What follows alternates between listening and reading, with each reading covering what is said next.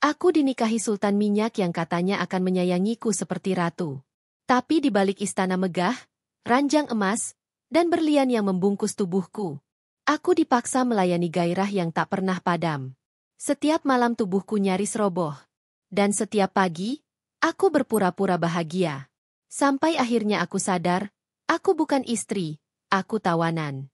Dan jika ingin hidup, aku harus memilih cinta atau kebebasan. Jangan lupa untuk subscribe, like, dan komen ya. Semoga yang sudah subscribe selalu dimudahkan rezekinya, diberi kesehatan, dan dijauhkan dari segala musibah, amin. Terima kasih atas dukungan kalian. Semoga kita semua selalu dalam lindungannya. Namaku Rania. Aku hanyalah gadis sederhana dari Bandung. Sehari-hari aku bekerja di butik kecil milik tanteku, menjahit, melayani pelanggan, dan sesekali menjadi model untuk koleksi kebaya. Hidupku sederhana, tapi aku bahagia. Atau setidaknya, aku pikir begitu. Sampai suatu hari, hidupku berubah, total. Hari itu, seorang pelanggan istimewa datang ke butik. Wanita tinggi berhijab elegan dengan parfum mahal dan bahasa Arab yang medok. Namanya Ummu Lina. Ia memesan beberapa kebaya untuk acara di Abu Dhabi, katanya. Tapi yang lebih mengejutkan, ia tak hanya tertarik pada kebaya yang aku kenakan, melainkan juga padaku. Kamu cantik sekali. Punya suami? Tanyanya sambil tersenyum penuh arti. Aku menggeleng pelan, malu. Lalu dia tertawa ringan dan berkata, "Bagaimana kalau aku perkenalkan kamu pada saudara laki-lakiku? Dia orang baik, kaya, sangat kaya."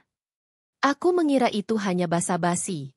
Tapi keesokan harinya, aku menerima video call dari pria asing, berjubah putih, berjanggut rapi, matanya tajam dan penuh wibawa. Dia memperkenalkan dirinya sebagai Fahd Al-Mutairi, pebisnis minyak dari Timur Tengah. Aku melihat fotomu dari Lina, dan aku ingin mengenalmu lebih dalam. Rania, katanya dengan suara dalam dan bahasa Inggris yang jelas. Hatiku berdebar-debar. Aku tak percaya. Ini seperti drama Korea, tapi versi Arab. Dalam waktu sebulan, lamaran resmi datang. Keluargaku kaget. Aku pun lebih kaget lagi. Tapi entah kenapa, aku menerima. Mungkin karena rasa penasaran. Mungkin karena ingin mengangkat derajat keluarga. Mungkin karena aku mulai jatuh cinta pada sosok misterius bernama Fahd itu. Dan sebelum aku sadar, aku sudah berada di pesawat menuju Abu Dhabi, memakai cincin berlian di jari manisku. Aku tak tahu bahwa itu baru awal dari hidup yang tak pernah kubayangkan.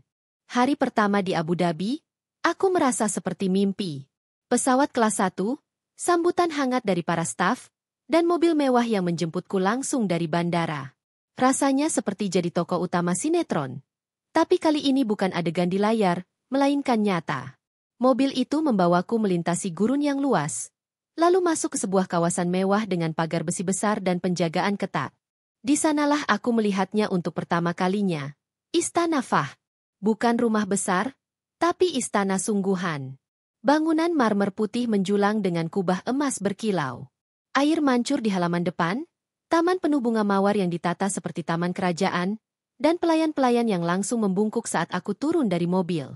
"Selamat datang, Ratu Rania," bisik salah satu pelayan wanita sambil menuntunku masuk ke dalam. Aku nyaris gemetar. Dari seorang penjahit kebaya, aku tiba-tiba menjadi ratu? Rasanya terlalu cepat. Dan di dalam istana, Fahd sudah menungguku. Ia mengenakan jubah putih dengan sorban emas. Tatapannya tajam, tapi senyumnya hangat. Ia meraih tanganku dan menciumnya lembut. "Kamu datang juga, Rania. Kini istanaku lengkap." Hari itu kami menikah secara sederhana tapi mewah. Hanya dihadiri keluarga Fahd dan beberapa kerabat penting. Tak ada pesta besar, tapi semua terasa megah dan penuh kehangatan. Malamnya, aku masuk ke kamar pengantin yang seperti dari cerita 1001 malam. Ranjang kanopi, tirai tipis berenda, aroma gaharu yang lembut menyelimuti ruangan. Aku mengenakan gaun tidur sutra yang diberikan Ummu Lina. Jantungku berdebar. Fahd masuk dengan tatapan berbeda. Lebih dalam. Lebih intens. Ia mendekatiku perlahan. "Mulai malam ini, kamu milikku sepenuhnya," bisiknya. Aku memejamkan mata. Aku tidak tahu bahwa malam-malam selanjutnya akan mengubah segalanya. Malam itu, aku duduk di tepi ranjang berlapis satin, menanti Fahd dalam keheningan. Jantungku berdetak kencang, sebagian karena gugup, sebagian karena takut akan yang tidak ku ketahui. Ini adalah malam pertamaku, dan semuanya terasa terlalu cepat. Pintu kamar terbuka perlahan. Fahd masuk, kali ini tanpa sorban. Rambutnya hitam, rapi, dan matanya menatapku. Seperti elang yang tak akan membiarkan mangsanya pergi. Ia duduk di sampingku dan meraih tanganku. "Rania, kamu cantik," katanya lirih. Aku tersenyum kecil, mencoba menenangkan diri. Tapi tubuhku tetap tegang. Pelan-pelan ia menyentuh pipiku, lalu leherku. Sentuhannya tidak kasar, tapi intens, terlalu intens. Seiring waktu berlalu, aku mulai merasa kelelahan. Tapi Fahd belum selesai. Ia seperti tak mengenal lelah. Nafasnya berat, matanya membara. Aku berusaha mengikuti ritmenya, mencoba menjadi istri yang baik, tapi tubuhku mulai menolak. Ketika aku memintanya berhenti sejenak, ia malah tersenyum dan berkata, "Baru mulai, sayangku. Aku sudah menahan diri lama untuk ini." Malam itu panjang, sangat panjang. Pagi harinya, aku tak bisa bangun dari ranjang. Kakiku gemetar. Kepalaku pusing. Saat pelayan masuk untuk membawakan sarapan, aku hanya bisa tersenyum lemah. "Saya istirahat saja," kataku.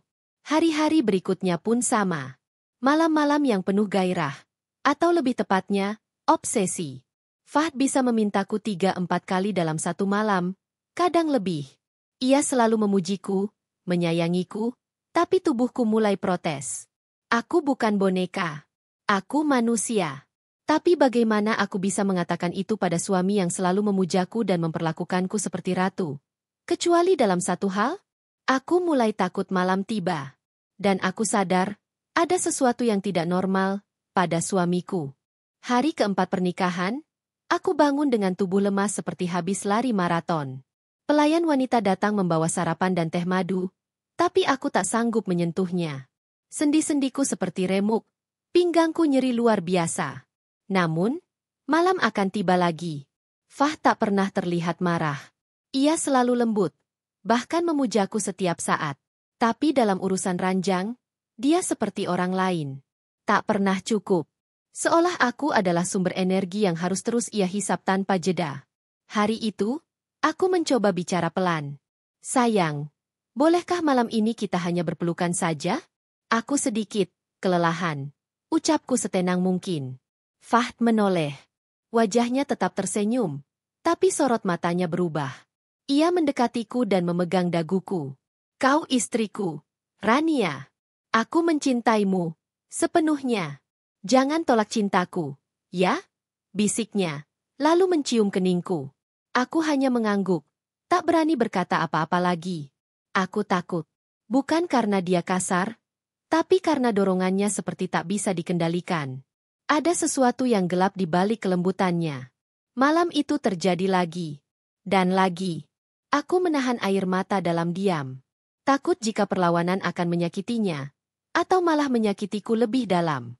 Aku mulai merasa terperangkap dalam sangkar emas. Kemewahan di sekelilingku tak lagi berarti. Baju desainer, berlian, perhiasan, pelayan, istana. Semua itu tidak bisa menyembuhkan tubuh yang nyaris roboh, dan hati yang mulai hampa. Dan yang paling menyakitkan, aku belum berani bilang ke siapapun. Tidak ke pelayan. Tidak ke Lina. Bahkan tidak ke diriku sendiri. Karena siapa yang akan percaya? Aku istri seorang sultan minyak. Dihormati, dimanjakan, dicintai. Tapi diam-diam, aku kehabisan napas. Hari demi hari berlalu, dan aku mulai menyimpan rahasia kecil.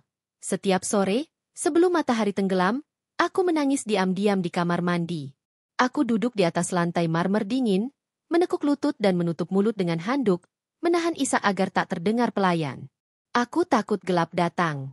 Karena di malam hari, aku bukan lagi istri. Aku merasa seperti mainan. Seperti boneka cantik yang hanya hidup untuk memuaskan seorang raja yang tak mengenal batas. Aku mulai mencoba memberi alasan. Kadang pura-pura sakit kepala. Kadang sengaja tidur lebih awal. Tapi Fahd selalu datang. Dengan lembut. Dengan senyuman. Dan dengan dorongan yang membuat tubuhku menggigil. Bukan karena kenikmatan, tapi karena kelelahan yang tak lagi bisa kutahan. Suatu malam aku memberanikan diri bicara. Fahd, aku lelah. Tolong, kita bicara sebentar saja malam ini. Ia diam. Menatapku. Lalu menjawab pelan, Rania, kau tak mengerti. Kau itu anugerah untukku. Aku sudah kehilangan terlalu banyak dalam hidupku. Sekarang aku hanya punya kau. Jangan tolak aku. Aku ingin bertanya, kehilangan siapa? Apa maksudmu? Tapi mulutku tak mampu bersuara. Karena setelah kalimat itu, ia kembali memelukku, menindihku dengan cinta yang terasa seperti beban berat yang menenggelamkanku dalam samudra tak bernama. Keesokan harinya, aku jatuh pingsan saat sedang menyisir rambut di depan cermin. Pelayan panik. Lina datang tergopoh-gopoh. Dokter dipanggil. Semua mencemaskanku. Tapi ketika aku sadar, aku hanya berkata, maaf, mungkin terlalu capek. Aku berbohong. Leg. Dan untuk pertama kalinya, aku mulai membuka aplikasi Google Translate, menuliskan kata-kata ini. How to escape from a mariage without shame. Air mataku jatuh membasahi layar ponsel. Aku belum siap lari. Tapi aku juga sudah terlalu letih untuk terus bertahan. Sejak aku pingsan, Fahd jadi lebih perhatian. Ia membawakan sup hangat, menyuapi sendiri, bahkan memintaku untuk tidur lebih banyak. Tapi semua itu tak menghapus rasa takut di hatiku. Karena aku tahu, malam itu akan datang lagi. Dan dia akan kembali menjadi Fahd yang lain. Tapi sesuatu berbeda kali ini. Malam itu, saat aku pura-pura tidur lebih awal, aku mendengar suara Fahd di ruang kerja. Pelan, tapi cukup jelas. Ia sedang berbicara melalui telepon, dalam bahasa Arab. Aku tak paham semua, tapi aku dengar satu kalimat yang membuatku membeku. Aku tidak ingin kehilangan istri lagi. Aku menahan napas. Lagi? Istri lagi? Keesokan paginya, aku mengumpulkan keberanian bertanya saat sarapan. Fahd, kamu pernah menikah sebelumnya? Ia menatapku lama, lalu menaruh sendok perlahan. Wajahnya yang biasanya tegas berubah murung. Iya. 2 tahun sebelum aku mengenalmu, katanya pelan. Namanya Lamis. Istriku sejak remaja. Aku diam. Menunggu. Dia meninggal karena penyakit.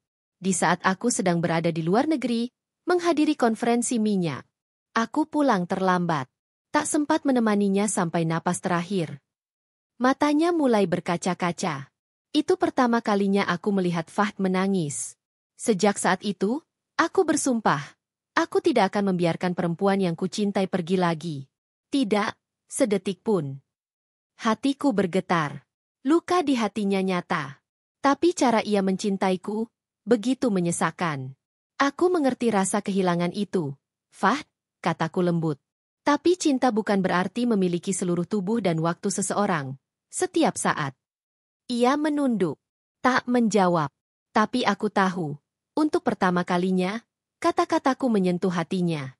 Malam itu, untuk pertama kalinya sejak kami menikah, ia tidak menyentuhku.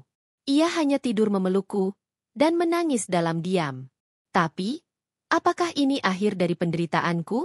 Ataukah awal dari konflik yang lebih dalam? Setelah malam itu, Fahd mulai berubah sedikit demi sedikit. Ia jadi lebih sering mengajak bicara, tak langsung menyentuhku saat malam tiba. Tapi ada satu hal yang justru membuatku semakin waspada. Diamnya istana. Setiap langkahku terasa seperti diawasi. Setiap gerakanku diikuti dengan tatapan-tatapan halus tapi tajam dari pelayan-pelayan wanita. Mereka memang tak berkata apa-apa, tapi aku merasa ada satu dari mereka yang melaporkan semua tindakanku. Satu sore, saat aku sedang berada di taman istana, aku mencoba menghubungi sahabatku di Indonesia. Aku kirim pesan singkat lewat ponsel cadangan kecil yang sengaja kusembunyikan di balik bantal. Aku baik, tapi tidak bebas. Kadang ingin pulang. Jangan bilang siapa-siapa. Beberapa menit setelah kukirim, tiba-tiba Sabia, pelayan pribadi Fahd, datang tergesa ke taman. Rania, Tuan memanggil Anda sekarang. Penting. Hatiku mencelos. Benar saja. Di ruang kerja, Fah duduk dengan ekspresi gelap. Ia meletakkan ponselku yang tersembunyi di atas meja. Aku ingin kau merasa nyaman. Tapi kenapa kau sembunyi-sembunyi berkirim pesan keluar? Suaranya terdengar kecewa, tapi tetap lembut. Aku kaget. Bagaimana dia tahu? Siapa yang memberitahumu? Tanyaku pelan. Fah menatapku tajam. Kamu tak perlu tahu. Tapi orang-orang di istana ini, semua setia padaku. Aku terdiam. Tak bisa berkata apa-apa. Malam itu, aku menyadari satu hal. Istana ini bukan rumah. Ini adalah kandang emas yang dijaga ketat. Dan aku, bukan lagi istri, tapi properti yang harus dijaga dari kerusakan, termasuk dari pikirannya sendiri. Namun dalam diam, aku juga mulai menanam rencana. Jika aku tak bisa kabur keluar, mungkin aku harus mencari bantuan dari dalam. Sejak insiden ponsel itu, aku semakin berhati-hati. Tak lagi membawa ponsel cadangan. Tak pernah bicara berlebihan pada siapapun. Tapi aku diam-diam memperhatikan setiap wajah, setiap gerak mata para pelayan. Dan satu hal menarik perhatianku. Seorang pelayan muda yang selalu memakai kerudung abu-abu, berbeda dari yang lain. Ia jarang bicara, tapi setiap kali aku lewat, ia selalu menunduk dalam-dalam, bahkan seolah menyembunyikan wajahnya. Tapi aku tahu, dia melihatku. Dan dia tahu aku melihatnya. Namanya Laila. Suatu pagi saat aku berjalan sendiri di lorong taman, Laila tiba-tiba mendekat diam-diam dan berbisik cepat dalam bahasa Inggris beraksen. Jika Anda butuh bantuan, saya tahu jalur keluar yang tidak lewat gerbang utama. Aku berhenti mendadak. Jantungku melonjak. Kau? Siapa sebenarnya? Bisikku balik. Tapi ia sudah pergi. Seolah tak pernah bicara padaku sama sekali. Sejak hari itu, aku mencoba mencari kesempatan berbicara padanya lagi. Tapi Laila sangat hati-hati. Ia tak pernah menyapaku di tempat terbuka. Hanya di sudut-sudut tersembunyi taman atau koridor belakang dapur. Dari potongan-potongan kalimat, aku tahu satu hal penting. Laila dulunya juga korban. Ia pernah bekerja di istana yang sama, dijodohkan paksa dengan sepupu Fahd, tapi melarikan diri sebelum pernikahan dilangsungkan. Kini ia kembali, bukan karena rela, tapi karena keluarganya ditahan di kampung halamannya. Aku tidak bisa kabur, tapi kamu masih bisa, katanya lirih, suatu sore. Aku mulai percaya padanya. Tapi malam harinya, saat aku menuliskan rencana kabur di buku harianku, aku mendengar suara pintu kamarku dibuka pelan. Aku cepat-cepat menyembunyikan catatan itu di bawah bantal. Dan di sana berdiri Fah. Matanya menggelap. Suaranya pelan tapi menusuk. Rania, kamu tidak sedang menyembunyikan sesuatu dariku, kan? Hatiku berhenti berdetak. Laila bilang istana ini penuh mata. Tapi, apakah mata itu juga mengawasinya? Atau lebih mengerikan lagi, apakah Laila sendiri adalah bagian dari perangkap ini? Aku tahu waktuku tidak banyak. Tubuhku makin lemah, jiwaku terus-menerus tertekan, dan Laila adalah satu-satunya harapanku. 3 malam berturut-turut, aku dan Laila menyusun rencana. Ada lorong bawah tanah tua yang tembus ke belakang istana, dulunya jalur pelarian keluarga kerajaan. Tidak banyak yang tahu, bahkan Fahd sendiri belum pernah menginjakkan kaki ke sana. Aku akan beri isyarat jika lorong itu sudah aman, bisik Laila sambil menyelipkan kunci kecil ke dalam genggamanku. Satu-satunya syarat, jangan bawa apapun kecuali dirimu sendiri. Bahkan jangan bawa ponsel. Aku mengangguk. Hari H tiba. Malam itu, Fahd sedang keluar kota untuk urusan bisnis minyak ke Qatar. Hanya para penjaga dan pelayan di istana. Saat lonceng jam istana berdentang 2 kali, Laila muncul di belakang taman dengan senter kecil sebagai isyarat. Aku cepat-cepat mengenakan abaya hitam dan sandal, lalu keluar melalui pintu samping. Kami bergerak cepat. Nafasku tercekat. Aku belum pernah merasa segugup ini. Lorong itu benar-benar ada. Pintu kayu tua tersembunyi di balik semak mawar. Laila membukanya dengan kunci yang kubawa. Udara di dalam pengap dan gelap. Kami melangkah menuruni tangga batu, menuju kebebasan. Tapi belum 5 langkah kami masuk. Tangkap mereka. Suara itu menggema keras dari atas. Lampu sorot menyala. Laila mendorongku ke belakang. Lari, Rania. Lari. Tapi sebelum aku bisa bergerak jauh, dua pria berserban hitam menangkapku dari belakang. Suaraku tercekat. Laila menjerit, dan ditarik paksa keluar dari lorong. Fahd muncul di atas, matanya merah, penuh amarah dan kekecewaan. Dia tidak kekatar. Dia tahu. Dia mengatur jebakan. Dan yang paling menghancurkan hati, dia menatapku dengan dingin dan berkata, "Aku mencintaimu, Rania. Tapi cinta yang dikhianati, tak bisa dimaafkan." Malam itu, aku tidak dibawa kembali ke kamarku. Aku dikurung di ruang bawah tanah marmer putih. Tak ada jendela. Hanya satu ranjang dan lampu kecil. Dan untuk pertama kalinya, aku benar-benar merasa seperti tahanan dalam istanaku sendiri. Hari-hari dalam ruang bawah tanah itu mengaburkan segalanya. Waktu, rasa, harapan. Aku tak tahu apakah itu pagi, siang, atau malam. Yang ku tahu, hanya satu lampu kecil yang menyala terus di atas ranjangku, dan bunyi pintu besi terkunci setiap kali makanan disodorkan. Setiap hari aku bicara pada diri sendiri agar tak gila. Setiap malam aku menangis diam-diam agar tetap waras.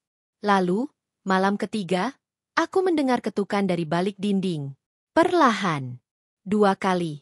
Lalu sunyi. Aku membalas. Sekadar mengetuk 3 kali dengan ujung sendok.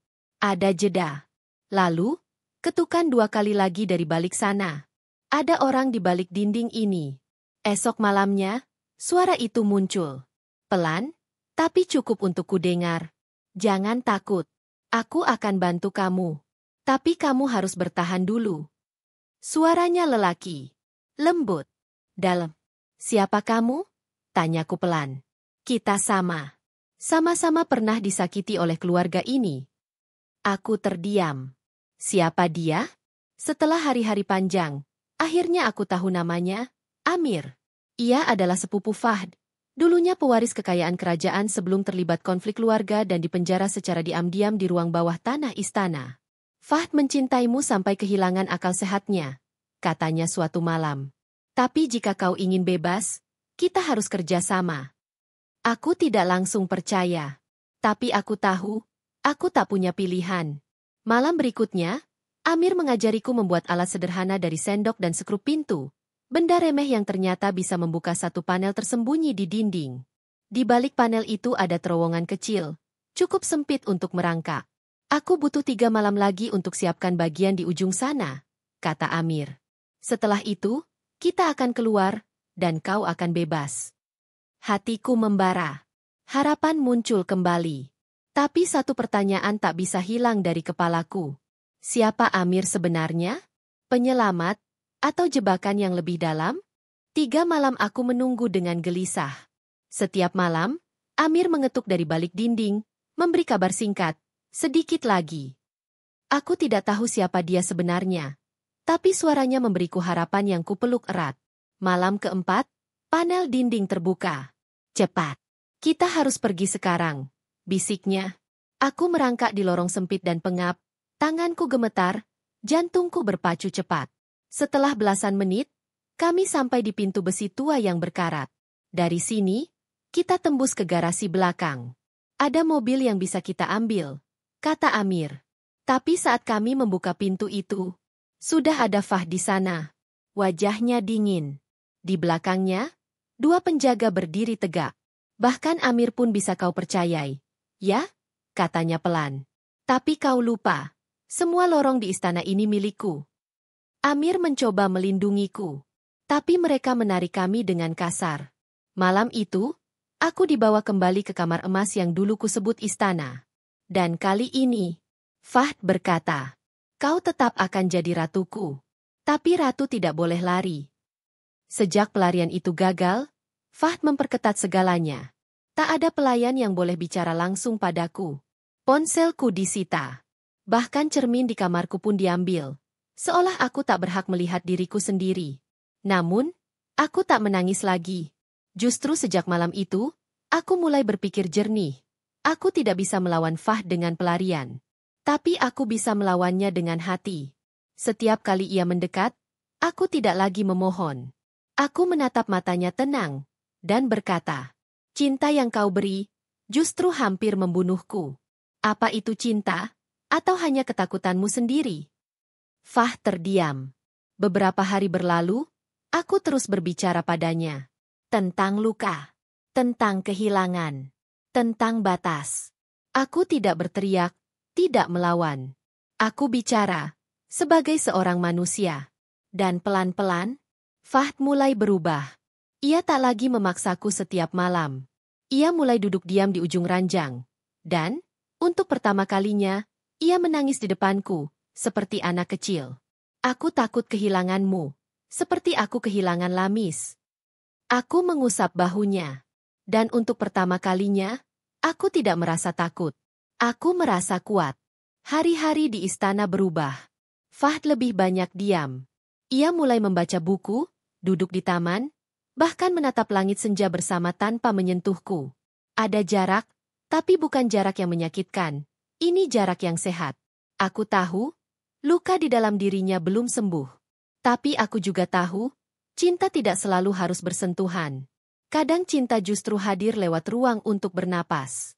Suatu malam, ia berkata lirih. Aku ingin berubah, Rania. Tapi aku tidak tahu caranya.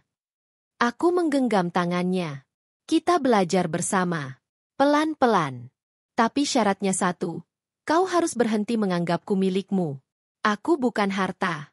Aku istrimu, manusia yang punya rasa. Fahd menunduk. Ia mencium tanganku, dan malam itu ia tidur tanpa memelukku. Tapi aku tahu, untuk pertama kalinya, ia benar-benar menghormatiku. Perubahan Fahd bukan tanpa konsekuensi. Pagi itu, 3 mobil hitam datang ke istana. Di dalamnya, duduk 2 lelaki berjubah gelap. Paman Fahd dan adik tirinya, Sheikh Mubaris. Mereka masuk tanpa senyum, langsung menuju ruang utama. Aku menguping dari balik tirai. Apa yang terjadi padamu, Fahd? Suara pamannya terdengar keras. Istri membuatmu lemah. Kau bukan lagi sultan yang kami kenal. Fahd menjawab tenang.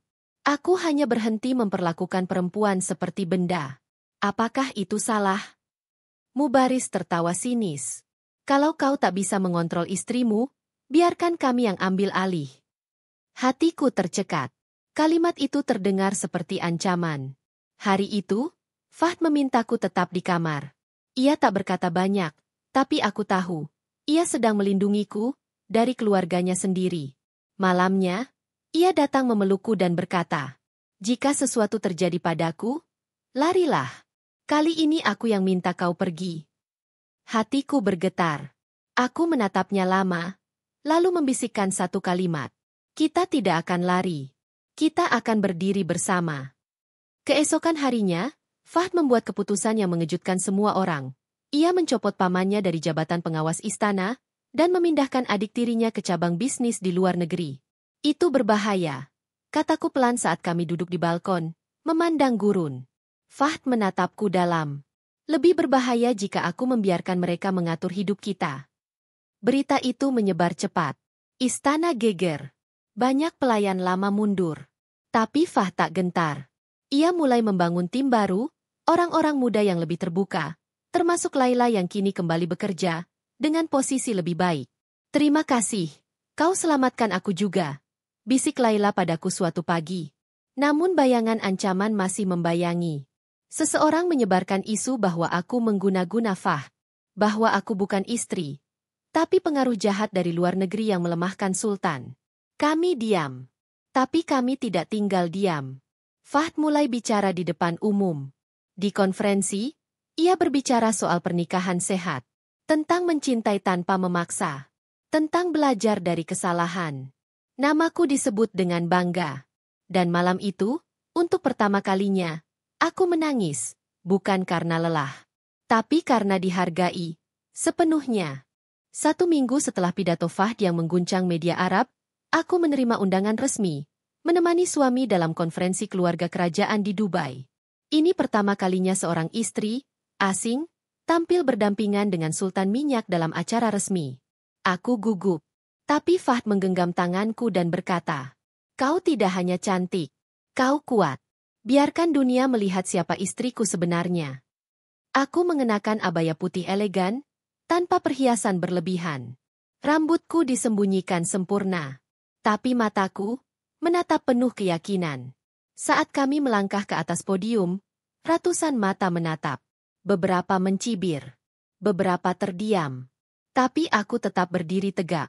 Fahd memperkenalkanku di depan mikrofon. Inilah istriku, Rania. Wanita yang mengajarkanku bahwa cinta sejati bukan menaklukkan, tapi membebaskan. Ruangan sunyi. Lalu perlahan, tepuk tangan pun terdengar. Tak semua orang setuju. Tapi, banyak yang mulai mengangguk. Namun, di tengah tepuk tangan itu, aku melihat sesuatu dari kejauhan. Seorang pria berjubah gelap keluar diam-diam dari ruangan, menatapku tajam sebelum menghilang ke balik tirai. Mubaris.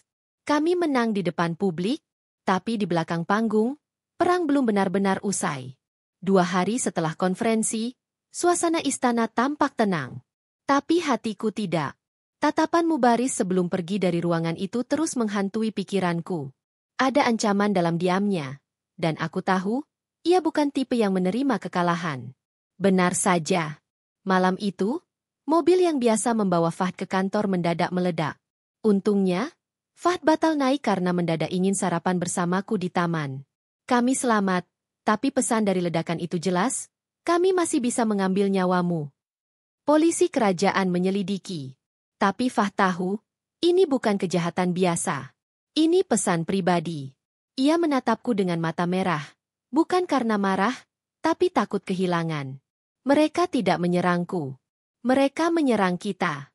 Karena kita menantang tradisi yang mereka jaga seperti dewa.